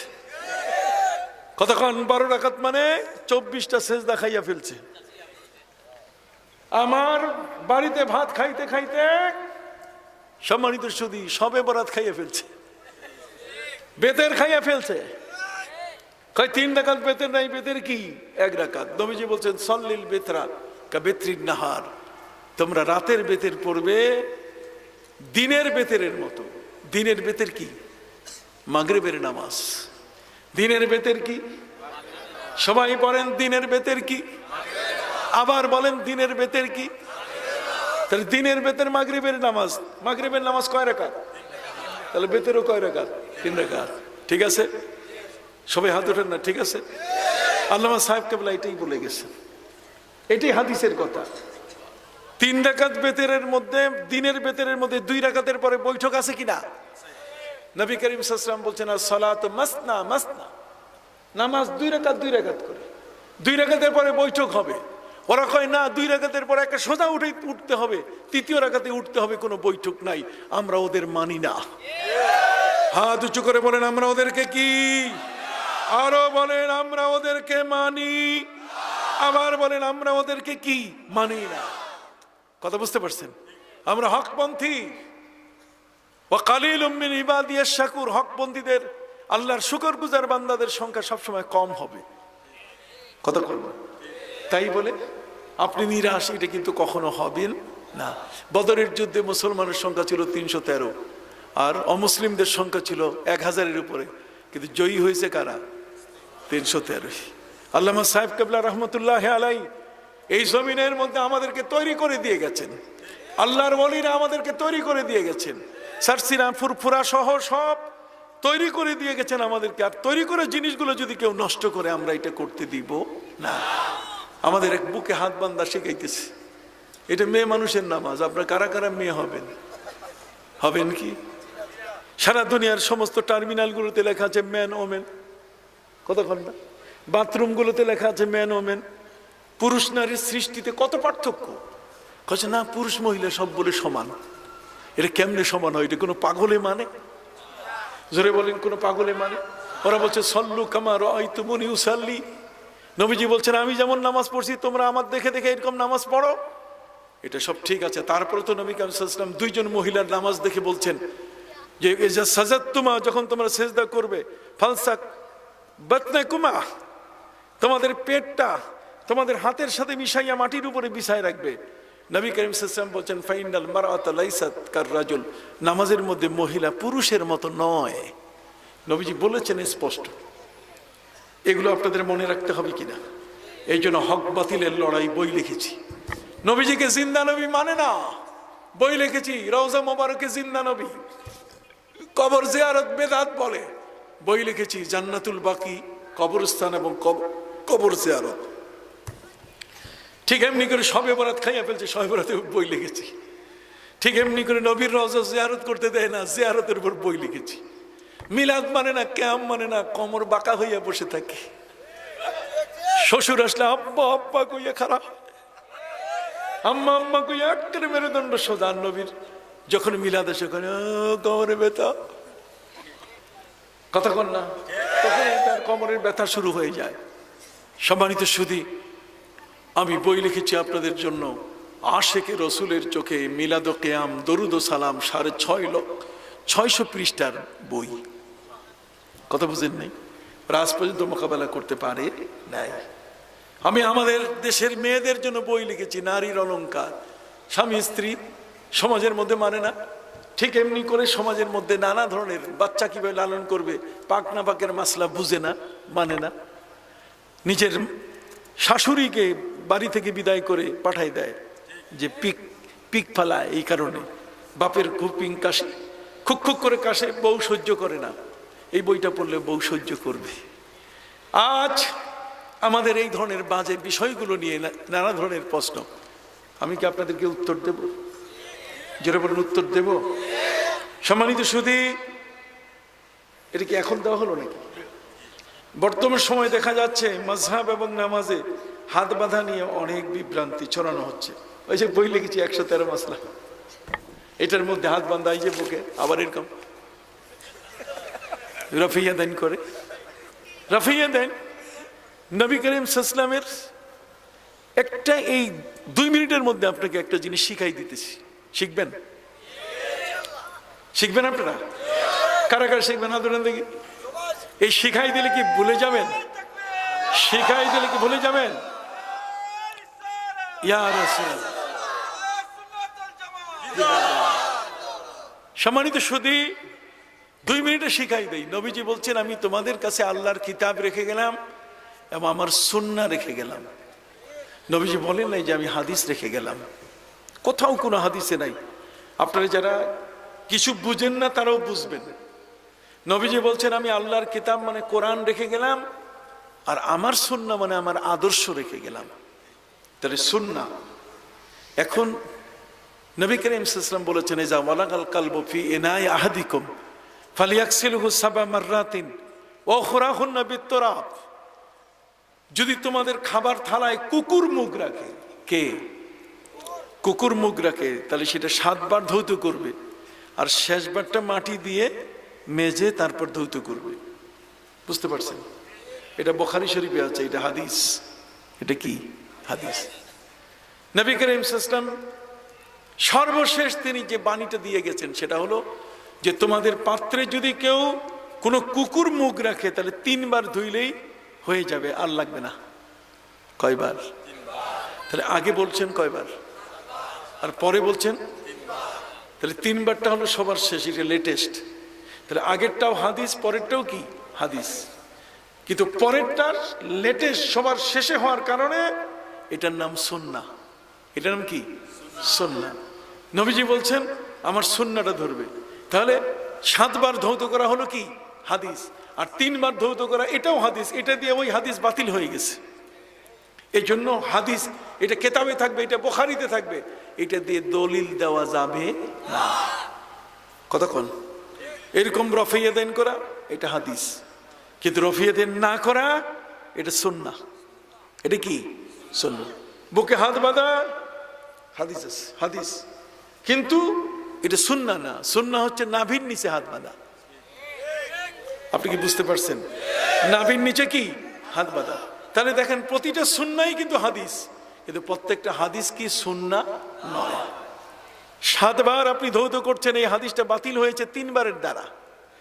নবীজি যখন মদিনায় গেলেন, মদিনায় যাওয়ার পরে নবী করিম সাল্লাল্লাহু আলাইহি ওয়াসাল্লাম বললেন যে কুকুর মারো, কুকুরের সাথে তোমরা রাত্রে ঘুমাচ্ছ, কুকুরের সাথে এক থালায় খাচ্ছ, কুকুর মারো। আমার রাসূলুল্লাহ সাল্লাল্লাহু আলাইহি ওয়াসাল্লাম বিকাতলিল কিলাব, কুকুর মারতে বললেন। কিন্তু 3 বছর পরে নবী করিম সাল্লাল্লাহু আলাইহি ওয়াসাল্লাম তিনি নিষেধ করলেন যে কুকুর মারা যখন শেষ হয়েছে এখন আর মারা লাগবে না, তিনি নিষেধ করলেন। তাহলে পরবর্তীতে নিষেধ করা কারণে আগেরটা বাতিল হয়ে গেছে। আগেরটা বাতিল হয়ে গেলে কি একেবারে ফেলে দিবেন সমুদ্রে? এটা তো হাদিস, কাজে হাদিসের কিতাবে থাকবে, কিন্তু পরবর্তী হাদিস দিয়ে সেটা কি হয়ে গেছে? বাতিল হয়েছে। তাহলে পরবর্তী তিনি যে নিষেধ করলেন এটার নাম সুন্নাহ। আমি কি বুঝাইতে পারছি? সবাই বলে এটা কি সুন্নাহ। তাহলে কোরআন এবং সুন্নাহ এই দুটো নিয়ে আমরা চলবো, কোরআন হাদিস দিয়ে না, কিতাব এবং হাদিস নয়। হাদিসের কথা নবী বলেন নাই, নবী বলছেন সুন্নাহর কথা। এই জন্য হাদিস বুখারীতে থাকবে, কিন্তু সব হাদিস আমল করা যাবে না। কোরআনের বেশ কিছু আয়াত আছে যা বাতিল হয়ে গেছে, কিন্তু আমরা তেলাওয়াত করি, কিন্তু ওইটা দিয়ে কোনো হুকুম সাব্যস্ত হবে না, হুকুম দেয়া যাবে না। এ কারণে আপনারা এই বিষয়গুলো খুব সতর্ক থাকবেন। এক ব্যক্তি বলেছেন ডক্টর জাকির নায়েক সম্পর্কে এত সমালোচনা করা হয়, ওনার হাতে তো অনেক মানুষ মুসলমান হয়েছে।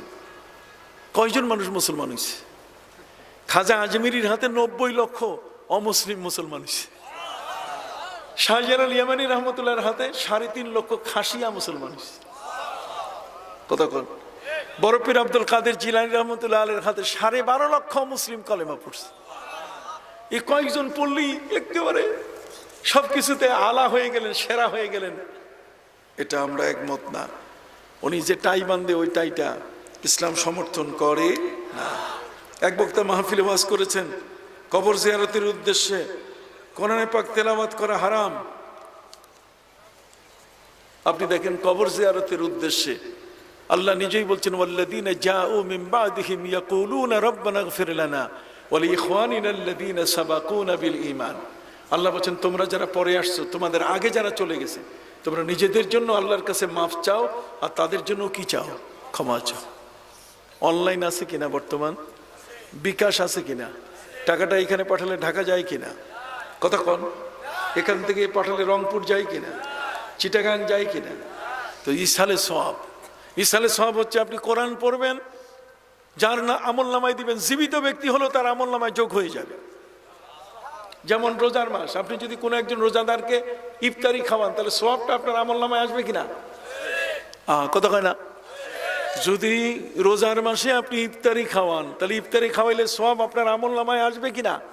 নবীজি বলছেন মিন গায়রি আইয়ানতাকিসা মিনহু শাই, এক বিন্দুও কম হবে না, পুরো সওয়াবটা আপনার আমল নামায় যোগ হয়ে যাবে। তাহলে যার নামে আপনি কোরআন পড়েছেন অবশ্যই তার আমল নামায় কি হবে? যোগ হবে। প্রশ্ন করেছে, জিকিরের মজলিসে জিকির তালে বিভিন্ন অলি ও মুর্শিদের নামে শান গাইতে দেখা যায়।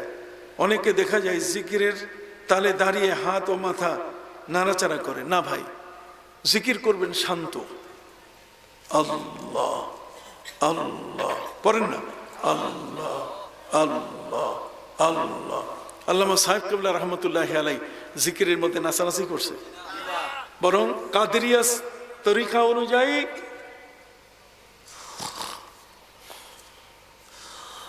শ্বাস টেনে, কি বলেন ঠিক কিনা, পাসান পাস একেবারে শান্তভাবে তিনি করেছেন। কাজে সেখানে তো উনি চিল্লাচিল্লি নাচানাচি করে নাই। কাজে নাচানাচি এগুলোর খবরদার, এগুলোর কাছেও যাবেন না, এগুলো আমাদের নয়।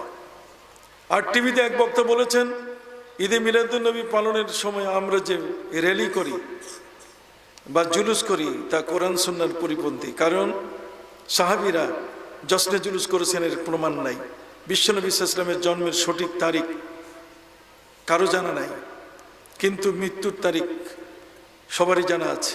জানতে চাই, আপনি দেখুন, যেই টিভিতেই বলুক না কেন, মিলাদুন্নবী পালনের সময় আমরা যে র্যালি করি একে জশ্নে জুলুস বলে। র্যালিটা যে করা হয়, ফুয়ুজুল হারামাইন কিতাব, এই উপমহাদেশের মধ্যে শ্রেষ্ঠ অলি শাহ ওলিউল্লাহ মুহাদ্দিস দেহলেভী রহমতুল্লাহ আলী। মানুষ তো এখন উমরায় যায়, মক্কা শরীফ মদিনা শরীফ, ঠিক কিনা, রমজান মাসে যায়। আর উনি 12ই রবিউল আউয়াল তিনি মক্কা শরীফে যান। এই উপমহাদেশের মধ্যে শ্রেষ্ঠ মুহাদ্দিস এবং যত আলেম আছে সমস্ত আলেমের গোড়ায় তিনি আছেন। তিনি বলছেন, 12ই রবিউল আউয়াল আসলে আমি নবীর জন্মস্থানে চলে যাই, আর সেখানে আমি মোরাকাবায় থেকে দেখি যে ফিরিস্তারা রেলি করে আসমান থেকে জমিনে আসতেছে। কথা কি বুঝতে পারছেন? ফিরিস্তাদের দিয়ে আল্লাহ তাআলা নবীর উপরে দরুদ পড়া, 1-2 জন না, 70,000 ফিরিস্তা। কথা বল না। আমরা দেখেছি বাংলাদেশের কোন কোন পীর রেলি বের করেছে স্বাধীনতা দিবস উপলক্ষে। কথা বল না। ওগুলো যদি যায় তাহলে এগুলো না যায় যাবে কেমনে? সম্মানিত সুধী, বিশ্বনবীর জন্ম তারিখ বলছে যে এটা অজানা, মিথ্যা কথা। নবীজি 12ই রবিউল আউয়াল জন্ম নিয়েছেন প্রভাত বেলায়। 12ই রবিউল আউয়াল সুবে সাদেকের সময় তিনি কি নিয়েছেন? জন্ম নিয়েছেন। এর ইতিহাস আমাদের কাছে আছে, এর উপরে বই লিখেছি আমি। এই যে আশেকে রসুলের চোখে মিলাদ ও কিয়াম দরুদ ও সালাম, নবী যে জন্ম নিয়েছেন যে তারিখটা, সে তারিখটা সম্পর্কে অসংখ্য আলেমের রেফারেন্স দিয়েছি আমি। কথা বুঝতে পারছেন? ওই সময় স্ট্যান্ডার্ড ক্যালেন্ডার ছিল না, যে ক্যালেন্ডার না থাকলে তো হিসাব ছিল। কথা কন না, অবশ্যই এই কথাটি সত্য নয়। সম্মানিত সুধী, আরেকটা প্রশ্ন করা হয়েছে যে এক বক্তা বলেছেন নবীজি সাল্লাল্লাহু আলাইহি ওয়াসাল্লামের জানাজার নামাজ এর ইমামতি করেছেন হযরত আবু বকর। কথাটি কতটুকু সত্য? নবী করিম সাল্লাল্লাহু আলাইহি ওয়াসাল্লাম হচ্ছেন জিন্দা নবী, তিনি হায়াতুন নবী। বই লিখেছি রওজা মুবারকে জিন্দা নবী। নবীজি রওজা মুবারকে জিন্দা। নবীজি ইন্তেকাল করেছেন, কিন্তু তার ইন্তেকাল আর আমাদের ইন্তেকাল একরকম না। আল্লামা কাজী আয়াজ বলেছেন, ফালা মাউতুন ওয়ালা ফাউতুন বাল ইন্তেকালুম মিন হালিন ইলা হাল। তিনি বলছেন তার মৌত ফৌত কিছুই হয় নাই, বরং তিনি ইন্তেকাল করেছেন। তিনি এক জগৎ থেকে আরেক জগতে চলে গেছেন। নবী করিম সাল্লাল্লাহু আলাইহি ওয়াসাল্লাম তার ইন্তেকাল মোবারক, আমার নবী সাল্লাল্লাহু আলাইহি ওয়াসাল্লাম যখন ইন্তেকাল করেছেন, ইন্তেকাল করার পরে সবাই সাহাবীরা এসে তাকে সালাম দিয়ে সব একের পর এক দরুদ শরীফ পড়ে চলে গেছেন। নবী করিম সাল্লাল্লাহু আলাইহি ওয়াসাল্লামের কেউ নামাজে জানাজা পড়েন নাই। আবু বকর, সিদ্দিক, ওমর ফারুক সব এক এক করে তার প্রতি দরুদ সালাম পড়ে চলে গেছেন। জিন্দা নবী। আপনি জানেন নবী জিন্দা নবীর দলিল যেহেতু তার স্ত্রী যারা, তারা সবাই আমাদের মা, তাদেরকে বিবাহ করা কি জায়েজ নাই। নবী জিন্দা না হলে, কোনো মানুষ যদি মারা যায়, ইন্তেকাল করে, তাহলে তার স্ত্রী 4 মাস 10 দিন শোক পালন করার পরে তাকে কি করা যায়? বিয়ে করা যায়, তাকে অন্যত্র বিয়ে দেওয়া যায়। কিন্তু নবীর স্ত্রী উম্মতের জন্য কখনো হালাল নয়। এরা হচ্ছেন আমাদের কি মা, আর নবীর স্ত্রী হিসেবে তারা বহাল আছেন। সুবহানাল্লাহ বলেন। অতএব এখানে যে কথাটি বলা হয়েছে আবু বকর সিদ্দিক রাদিয়াল্লাহু তাআলা, কেউ কেউ বলে আবু হুরায়রা, কেউ কেউ বলে হযরত আলী, মানে এক এক সময় যে যেমন করে পাইতেছে খালি কইতেই আছে। খেয়াল করেছেন কথা? অতএব আমি মনে করি এগুলো কথা, এগুলো যাবেন না কাছে, এগুলো নয়। নবী করিম সাল্লাল্লাহু আলাইহি ওয়াসাল্লামের কেউ জানাজা পড়েন নাই। আমি আর আলোচনা দীর্ঘায়িত করতে চাই না। এরপরে কি আছে? আজকের এ পর্যন্তই। আমাকে ক্ষমা করবেন, আসলে আমার শরীরটা খুব ভালো না। আজকে আপনাদের মাঝে এসেছি শুধু এই যুবক যারা আছে এদের আবেদনে। আল্লাহ যেন আমাকে এখানে বারবার আসার তৌফিক দেন, সকলে বলেন আমিন। আমি আপনাদেরকে অনেক ভালোবাসি, কিন্তু এখন স্বাস্থ্যগত কারণে আসা অনেকটা সম্ভব হয় না। আসুন, মাওলানা মাসুম কোথায় আছে? আমি সংক্ষিপ্তভাবে সবার জন্য দোয়া করে দিই। আল্লাহুম্মা আমিন। রব্বানা যালামনা আনফুসানা ওয়া ইল্লাম তাগফির লানা ওয়া তারহামনা লানাকুনান্না মিনাল খাসিরিন। আয় আল্লাহ, আজকের এই বিশাল মাহফিল শেরপুর মুসলিম যুব সংঘ আয়োজন করেছে, এই সুন্নি মহাসম্মেলনকে আপনি কবুল করে নেন। আপনার মহান অলি, বিশ্ব অলি আল্লামা সাহেব কেবলা রহমতুল্লাহ আলাইহি সহ যত অলিয়া উলিয়া, শাহজালাল ইয়ামানী রহমতুল্লাহ আলাইহি সহ এই বাংলার জমিনে সকলের রুহেরা দিয়ে বকশিস করে দেন। ফুরফুরা সরসিনা সহ আল্লাহ যত অলিয়া উলিয়া হক্কানি সিলসিলার সবার রুহের হাদিয়া বকশিস করে আজকের এই মাহফিলটি কবুল করে নেন। এলাকার অনেক সন্তান বিদেশের মাটিতে আছে, কেউ আমেরিকায়, কেউ ইংল্যান্ডে, কেউ আরব আমিরাতে। আল্লাহ সবাইকে সুস্থ রাখুন, ভালো রাখুন।